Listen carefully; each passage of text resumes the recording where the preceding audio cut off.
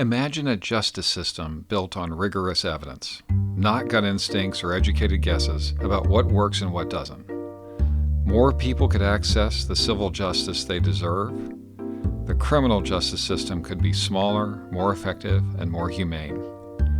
The Access to Justice Lab here at Harvard Law School is producing that needed evidence, and this podcast is about the challenge of transforming law into an evidence-based field.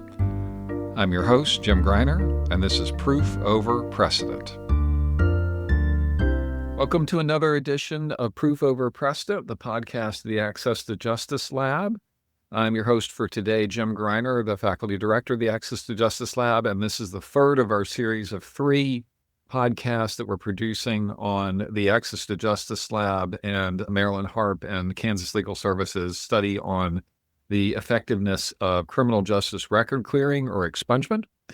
And we have previously, in the first podcast episode, we discussed the field operation, how it exactly worked, as well as the fact that the field operation depended on the idea that those who were randomized, seeking expungement, who were randomized to a traditional attorney-client relationship, full representation, from Kansas Legal Services would achieve expungement at higher rates than those who were randomized to self-help materials and to a consult with Kansas Legal Services. As we discussed in that process, that assumption, that hope, whatever, turned out to be true, very strongly true. In the second podcast, we discussed whether having an expungement or achieving an expungement improved participants' job prospects, employment, what we could tell, which was little with respect to wages and income. And the overall conclusion was that, unfortunately, achieving an expungement raised the hope that those job or employment indicators would improve, but that there was no indication that they actually did. And in particular, there was no indication that there was an increase in the job application rate. And so it was a little bit tricky to figure out a mechanism of how job prospects could have improved, but actually evaded detection from our study. And so today the third of the three, we're going to be discussing the other two primary outcomes that we studied in this research effort. Those are related to housing and identity, to see whether there is any improvement in those two areas. And so with that framing, let me remind everyone who's here and is joining me on the podcast. So Marilyn, can you introduce yourself? Sure. Marilyn Harp, I'm the retired executive director of Kansas Legal Services. Terrific. Patricia? Hi, I'm Patricia Gantz. I'm a data analyst at the Access to Justice Lab. Renee? Hi, I'm Renee Dancer, researcher at the Access to Justice Lab. And Ryan? I'm Ryan Halen. I'm a data analyst at the Access to Justice Lab.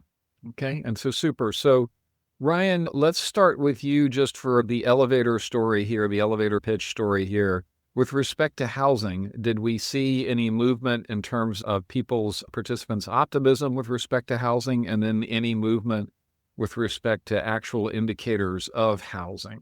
So just overview, what did we find with respect to housing? Yeah, so we specifically found that in terms of whether or not participants felt deterred from applying for new housing with a criminal record, getting the expungement decreased that deterrent. They felt like they had a better chance of getting housing. Unfortunately, they did not observe any differences from the self-representation group in terms of actual observable housing outcomes, aside from how they felt about it. And that lack of an effect included the idea that there was no increase in applications for new housing. Is that correct? Yes. So we looked at both the actual incidence of physical movements from addresses using things like utility data and responses to survey questions, but we also asked about attempts to find new housing. And neither the observed actual physical movements or the attempt to move showed any statistically significant differences between the two treatment groups. Okay, so that's the elevator conclusion with respect to housing. Let's just get the elevator conclusion with respect to indicators of life satisfaction or improved identity or happiness. Did we see any movement across those various indicators? Yeah, the story is the same here. We didn't see any differences, any statistically distinguishable differences on terms of satisfaction with individuals' life, with the way their life was going, or any other kind of happiness or satisfaction metric we asked on surveys.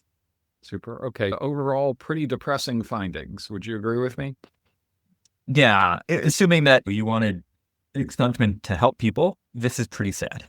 Yeah. So let's go back then and get a little bit more detail.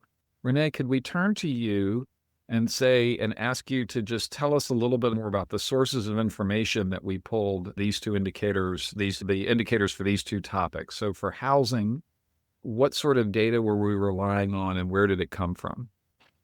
Yeah, we were looking at address data and to some extent the ability to have address history data if we were able to. And we used public utility records. For part of that, we of course obtained address data at enrollment directly from the participant. We also would see address data on Department of Revenue records, so tax records. But public utilities helped us especially to understand address moves, and with the proxy of turn on and shut offs of utilities would help us with that. Now, we also asked about moves in our surveys.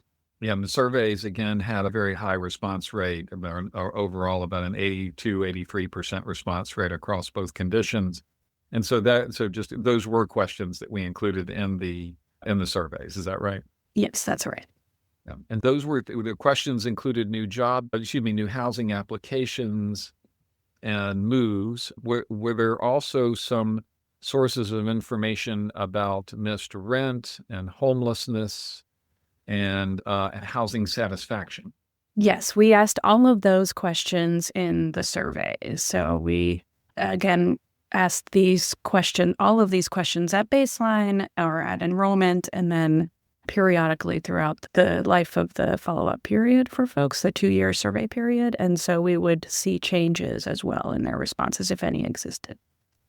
I know you did some of the data processing with respect to the utility records. Can you tell us anything about those?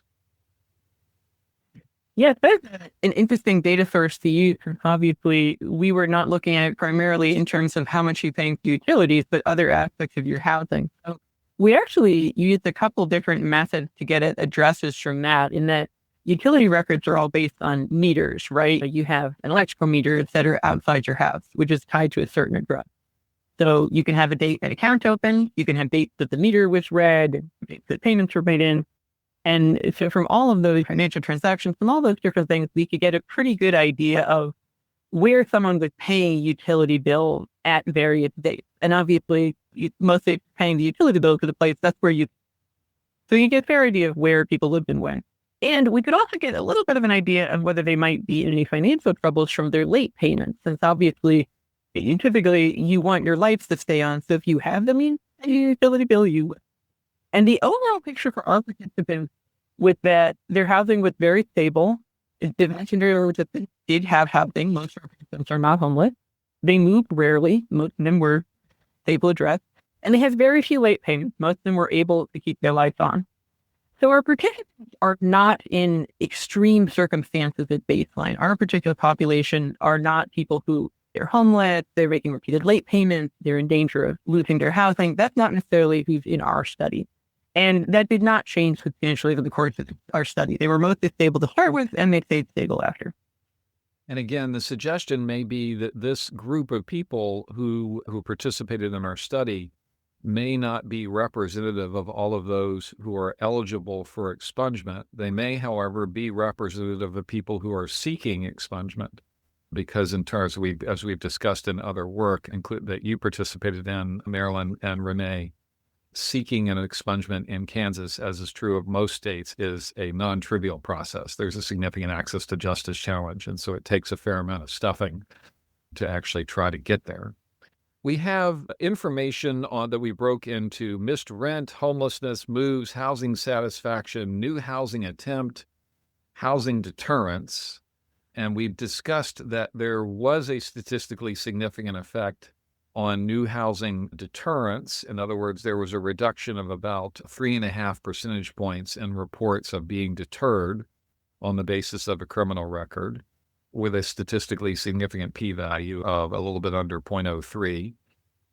But then, Ryan, with respect to missed rent, homelessness, moves, housing satisfaction, and new housing attempt, meaning an application for new housing, what does it all look like?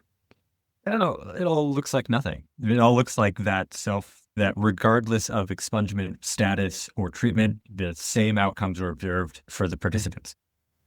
And with respect to all of these different metrics of housing security, were the intervals tight enough to actually exclude policy relevant effects? In other words, we have a 348 participant sample size. That's not the largest study that the world has ever seen, which can sometimes lead to wide intervals of uncertainty. And with respect to these variables, do you think that we achieved some actual useful results in terms of ruling out policy relevant improvements? Do I think? Yes. Like we're talking in terms of housing, these are on the scale of 1 to 3 percentage point differences that we can rule out anything like larger than that. So if you decrease your rate if it were the case that getting the expungement decreased the percentage chance of applying for a new house from like 52% to 50%, that doesn't feel like it's really moving the needle. And we can exclude anything larger than that. Yep. So, Marilyn, let me turn to you. I'm depressed by these findings, and I crave your guidance in how to understand them. What can you offer? I think one of the factors, and we've mentioned this before, is that the length of people have had to settle into their life with their criminal record. And from working with actual participants, I know a number of them talked about a marriage to a crime-free, record-free spouse provided them a significant level of security. And they had adapted, or they have a job and are paying rent at some place that they're satisfied with because that's the best they can do in their circumstances. It'd be great if expungement solved all problems, but there's very little in the criminal justice system that solves all problems. So it's just another of those. I will say that this may be, and this may be a theme we return to when we talk about the life satisfaction outcomes, which of course, unfortunately, are going to look similar.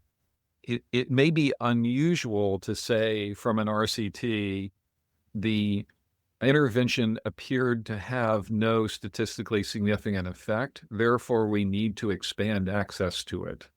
But that may be the answer here. In other words, I think what you're talking about, Marilyn, is the waiting periods are very long after the criminal justice records are generated. And it may be that if the idea is to benefit people who, by removing the criminal records from public access, you may need to do it earlier and thus expand the remedy in order to make it effective. And that isn't what we usually conclude from an RCT that shows no effect.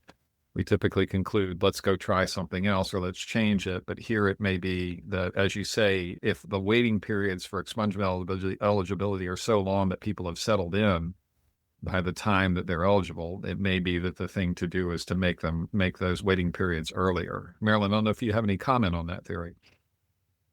I'm one of the things that I would be interested in, and I'm not sure, I know Ryan and Renee have been pulled into this idea, is we have a little bit of data about how long ago the record was created and therefore eligibility ended, and a little bit of looking at whether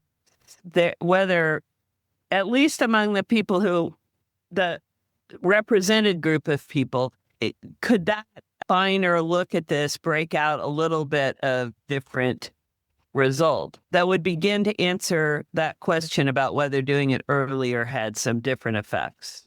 I think we'll try to take a look and see if the data will tolerate it. We may be hampered by the small population size of the study that we only have around 178 participants who were in the legal services group, and about 80% of those achieved expungement. So we may be hampered in that effort, but we're going to take a look at it to see if we can see anything I guess the other thing to think about is this is what other scholars have called scarring, that there's a scarring effect of the criminal justice records, and we need to think about how quickly that scarring likely occurs. If it happens sooner than 5 years, say, for certain types of criminal records, we aren't going to be able to see in the data because pretty much everybody had to wait that long. And so these are all things that we'll try to take a look at. Moving on then, because we can probably again tell the story fairly quickly because it's going to look similar with the life satisfaction outcomes. Renee, the life satisfaction outcomes, things like identity and overall happiness, and we asked a question about a sense of agency, how much agency people felt in their lives, meaning the ability to change or affect or direct their lives in the way that they wanted. Where did that information come from? All of that came from surveys. Got Yeah. it. And so this was all survey information. We had a whole survey module on this question. And again, going, Ryan, back to you, was to remind everyone, was life satisfaction or identity, was that a principal reason why people sought expungements? Yes, it was the overwhelming, 98% of respondents chose an identity-based reason as one of many reasons or potentially many reasons that they sought an expungement. So yes, the clearing of their record for purposes of how they viewed themselves as a strong motivating factor for almost everyone in the study. And again, I think in terms of, we discussed in one of our previous podcasts, in terms of rank, the identity variables were the most popular. The identity rationale was the most selected, put it that way, followed by employment, followed by housing. So identity was nearly 100%. Employment was around 80%. And if you combine the Section 8 and apply for a new apartment rationales, then they hit around 50%. So these are things that are on people's minds when they're seeking expungement. Ryan, again, big picture with respect to the identity variables, was there any discernible effect with respect to achieving expungement? Again, no. The self-help and the legal representation groups look similar to each other statistically in terms of their life satisfaction and identity constructed scale variables to each other. Here, it's a little bit harder to tell whether we can exclude policy relevant effects because nobody has really been able to figure out what policy relevant effects are. For the statistically uninitiated, Ryan, what did we measure this in terms of? In other words, what were we say that it's probably not true that the effect is larger than something, but what are we measuring this something in? Yeah, so we have to reference back to the question that was initially asked on the survey. And so for life satisfaction, we literally asked just, overall, how satisfied are you with your life nowadays? And individuals were able to respond on a scale from 0 to 10, so 11 points on that scale. And we were able to exclude that differences greater than roughly 2 1/3 point. So that the differences between the self-help and the legal representation were greater than 2 points on that scale. So what an average score of a 5 versus a 7 versus a 3 means is not specifically well defined, but we do know that anything smaller than those gaps or anything larger than those gaps can be ruled out. And then for the life composite measure that we used, and it's okay to use a nerdy term or two here. Can you just let everybody know very briefly how that was constructed? Yeah.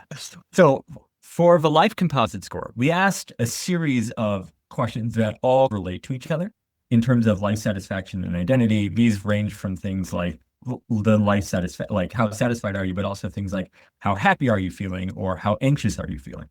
Instead of individually looking at each one of these scales, we did something called a principal component analysis, where essentially you combine each of these separate questions that you think are all measuring something related to each other, and you let basically the math construct a single variable that represents how alike all of these measures are to each other.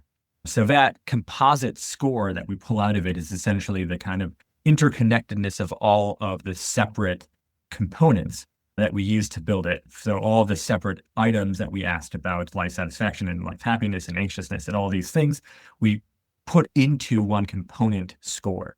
This isn't on it isn't on a scale anymore. It's what a statistician would call normally distributed. So it's centered on 0 and it kind of moves between -4 and +4. It can move farther than that, but it gets much rarer to go farther on this specific analysis or for this specific variable component. There's a lot of complicated math in terms of how that works, but that's a broad overview for it. And is this a fairly standard technique? Yeah. Statisticians love using this. Psychologists specifically, they love just throwing as many things inside of a principal component analysis they can to reduce the amount of things you have to work with. It's a fairly powerful tool, and it's one that's very well understood in terms of how statistically it works. And just to clarify, the scale here was for the life satisfaction, was it on the points of the 11 point scale, or was it on participant standard errors? Oh, right. I think it was participant standard, right? So we're measuring how much variation there was within each participant and then seeing if each participant can include. That was just the scale that we used. And we use the same thing for the principal component analysis. So for those of you who are technically adept listeners, you will know what this is talking about. The big picture message, though, again, as you said, Ryan, was no statistically significant difference. And we are somewhat confident that the surveys, we could detect statistically significant differences because we did with respect to certain questions. We detected statistically significant differences with respect to the deterrence for both job application and housing application, but not for any of these other variables. So, Marilyn, I'm going to return to you and ask you the same question, which is basically, I'm depressed. And especially since this was the life satisfaction, the identity, the idea that my criminal record is not who I am anymore, was the overwhelmingly most popular choice among rationales for why folks were choosing expungement. And it doesn't look like achieving expungement actually helps those variables. I'm wondering, can you give me some guidance, even if it's the same thing as what you said before? I'm going to give you a little different guidance this time because anecdotally, I very rarely hear somebody not say, you don't understand what it means to have that cloud lifted from me. To begin, even if we're not expunging all their records, to begin to see that my changing my life is recognized by the court system that helped create my identity as a criminal. So I think whether they're reflecting that long-term in a survey, it may not be getting into their core, but they're seeing it a little bit. The other part of this is worth saying, and this may apply to all of it, is because of this waiting period, for some people, we're completely expunging their criminal record. But there are some of our participants who continue to have a record, even though we've expunged everything that's eligible. They haven't been able to pay all their fines, or they haven't waited long enough, or whatever. So they're not necessarily record free when we're looking at these statistics. Got it. Although I think, and for the latter, I think that may very well be the case in terms of the people that you continue to work with, Marilyn. Ryan, if I'm right, with respect to these participants, a KLS, am I correct, was able to completely remove the record for the overwhelming majority of them? Is that right? Yes. So Marilyn and KLS were kind enough to differentiate between individuals who got full expungements and those who had partial expungements. And so for these analyses, we did consider individuals with partial expungements as not having succeeded in clearing their record. Yeah. And in terms just in terms of the fraction of people who were able to achieve total expungements, I seem to recall that was very high. Is that right? Oh, yeah. No, sorry. I'm sorry. Actually, we went back and forth on that. So I'm actually not sure that that actually did exclude the partial expungement. But right. Irregardless, it was like less than 2% of the group of people who had some expungement, but that were not fully record complete. So we were startled, quite frankly, Maryland, by the success of KLS and achieving these complete expungements. So it may be that's a partial explanation. It may be that simply our survey questions were too coarse. They were insufficiently sensitive instruments to pick up some of the life satisfaction improvements, but we just didn't see anything so far. This is where we're going to need to wrap it up. And so let me just see if there are any final thoughts. Patricia, we'll start with you about whether there are any final thoughts before we call it a day in terms of our report, our podcast about this particular study. Yeah, I think for our life satisfaction, okay, my background is in psychology, so thinking from that perspective, it's not always easy to measure stable changes in that. And part of the reason is because we adapt, right? So let's say you get a much better job, you're being paid twice as much. There's going to be a period where we're feeling over the moon, you think your life is the best. But you're not going to keep feeling that for the rest of your life, right? That becomes your new normal. Your average day is just better now. But then as time passes, you go, how's your day going? Average. It's better than it was in the past, but you're not describing it better because that's normal for you now. So it's not always easy to capture those kinds of longer term. Even if you are happier, the way you describe it may not be like, I am ecstatic every day. So it's not an easy outcome to measure in a survey.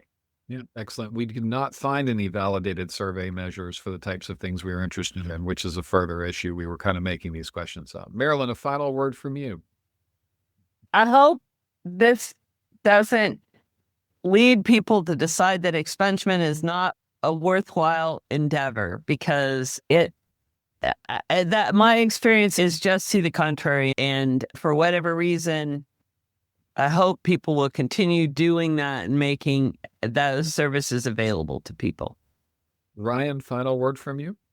Yeah, I want to echo something Patricia said last time and that Marilyn has brought up again, which is to say that we might not have seen many concretely positive outcomes, but we're not seeing bad things either. Like, if society isn't benefiting from continuing to maintain access to these records, if it's not helping, then we should be expunging people's records. We should be letting people move past these past mistakes because it's not costing us anything. And even if all they feel is some sort of positive effect, it's sometimes short-lived or positive notion attached to identity, that seems worthwhile to let people move past.